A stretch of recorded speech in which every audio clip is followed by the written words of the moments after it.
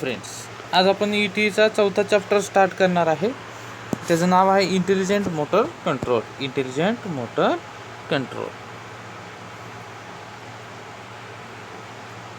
ह्यामध्ये काय काय बघायचं आहे बघा आपल्याला. हे एवढे मुद्दे आहेत. Unit focus on the following aspects. काय काय आहेत? Role of motor control, the device and component, role of the component, need to the given the type of motor control centre, outline of the internal motor control center, disadvantages, advantages and typical application. ह्या गोष्टी बघायच्या. तत्पूर्वी आपण नेहमीप्रमाणे last लेक्चरला ज्यांनी answers दिलेले आहेत त्यांची नावं बघूया. विजय जाधव आहे, त्यानंतर तेजल सूर्यवंशी आहे, प्रतिभा काळे, ऋषिकेश जाधव, कौसर शिकलगार, त्यानंतर तेजल आकाश सावंत, संग्राम पवार, तेजस बोधे, संग्राम पवार, शिवानी साठे, संग्राम पवार, आकाश मस्तूद, अजित जाधव, शिवानी साठे, आकाश मस्तूद, आशिष सावंत, उत्कर्ष तिवाटणे, आकाश चव्हाण, अमरजित काटकर, विशाल गणी, बालाजी यादव ही लोक ॲन्सर दिलेले आहेत. तर आता आपण लेक्चरला स्टार्ट करूया. तर मित्रांनो, जे आता मुलं बघत आहेत, जी चॅनलवर नवीन आहे त्यांनी चॅनल सबस्क्राईब करून घ्यायचं आहे, जेणेकरून न्यू नोटिफिकेशन तुम्हाला मिळत जाईल. तर आता बघा, जनरल मोटर कंट्रोल सेंटर बघा. पहिलं काय आहे? जनरल और traditional motor control centre. Role in motor protection and motor management. The AC motor control involves switching the motor on and off as per requirement. This is often accomplished using motor starter of the contactor and overload relay. तुमच्यासाठी पहिला question इथं असेल, DC shunt मोटरला कुठला starter use केला जातो. आणि question number 2 आहे, DC सिरीज मोटरला कुठला स्टार्टर यूज केला जातो. हे क्वेश्चन तुम्हाला आहेत पहिला आणि दुसरा. The contactor is operated by providing the rated supply voltage when contacts are closed and start the motors. This is done electromagnetically using start and stop push button upon pilot device wired to control the contactor.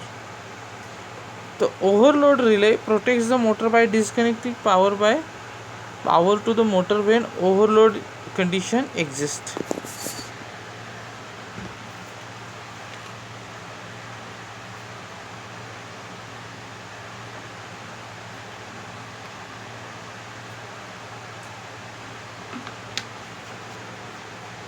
म्हणजे थोडक्यात conventional motor protection साठी जर दिलेला आहे. The role of motors control centre is basically to house the compact modular manner group of motor control component during the relevant electric distribution.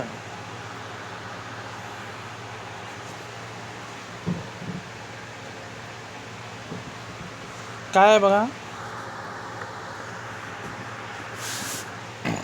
the role of MCC is basically, question number 3 तुमच्यासाठी असेल,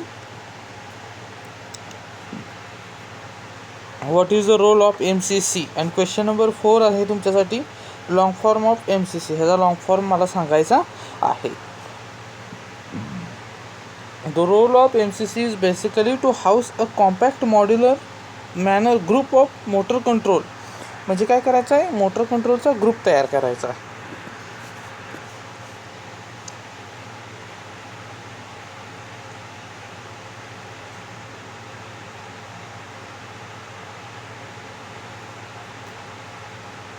आता motor कंट्रोलचं ग्रुपमध्ये काय आहे बघा,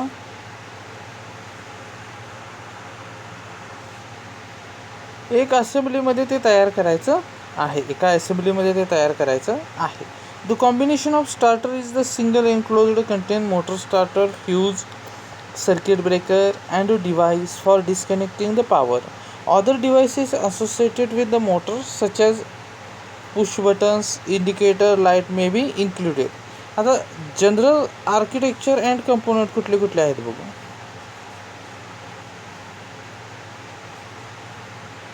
ही बघा, ही motor control आहे, architecture दिलेलं आहे त्यांनी. पहिल्यांदा काय आहे, सर्किट ब्रेकर आहे, मोटर स्टार्टर आहे, इथं AC मोटर दिलेले आहे. हे बघा, इथं AC मोटर दिलेले आहे. त्यानंतर काय दिलं आहे, इथं पुश बटन दिलेलं आहे, स्टॉप बटन दिलेलं आहे, ऑक्झिलरी कॉन्टॅक्टर दिलेला आहे, कॉन्टॅक्टर कॉईल दिलेला आहे, ओव्हरलोड कॉन्टॅक्ट दिलेला आहे. आता इथं बघा, हे महत्त्वाचं आहे. The table below shows the some important component and their symbol and functions. Question number 4 तुमच्यासाठी असेल, कॉन्टॅक्टर कंपोनंट काय आहे, कॉन्टॅक्टर आणि त्याचे फंक्शन सांगायचे आहेत. कॉन्टॅक्टरचं सिम्बॉल बघून घ्या तुम्ही, हा सिम्बॉल आहे. फंक्शन काय आहे, to connect and disconnect the motor from supply through the power contact. म्हणजे काय आहे, कॉन्टॅक्टरचं फंक्शन्स काय आहे, connect and disconnect the motor. दुसरं काय आहे, क्वेश्चन नंबर 5 तुमच्यासाठी, ओव्हरलोड रिले. ओव्हरलोड रिलेचं हे सिम्बॉल आहे. हे आता फंक्शन काय, सेपरेटली लिहायचे आहेत function. To sense the overload and give up the signal to the contactor to disconnect the motor supply. Question number 6 तुमच्यासाठी असेल इथं, फ्यूज. फ्यूजचं हे सिम्बॉल आहे. फ्यूज काय करते, to sense the short circuit fault and disconnect the motor from supply. मला question number 7च मी विचारतो तुम्हाला, आपल्या घरातले जे फ्यूज आहे त्याचे टाईप सांगायचं आहे, त्याची रेटिंग सांगायची. क्वेश्चन नंबर 7A आणि 7B असेल. एक तर फ्यूजचा टाईप सांगायचा आहे आणि फ्यूजचं तुमच्या घरातलं रेटिंग सांगायचं आहे, दुसऱ्याच्या घरातलं नाही, तुमच्या घरातलं रेटिंग सांगायचं आहे. Question number 8, circuit breaker. Circuit ब्रेकरचा हे सिम्बॉल आहे. To connect and disconnect the motor from supply means when required automatically under abnormal condition. Circuit ब्रेकरचा क्वेश्चन आलाच आहे, तर मला एक सांगायचं आहे तुम्ही, क्वेश्चन नंबर 9,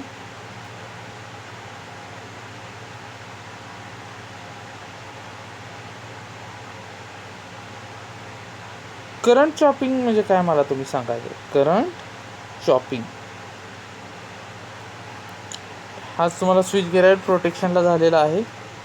त्यानंतर काय आहे, पुश बटन्स आहे.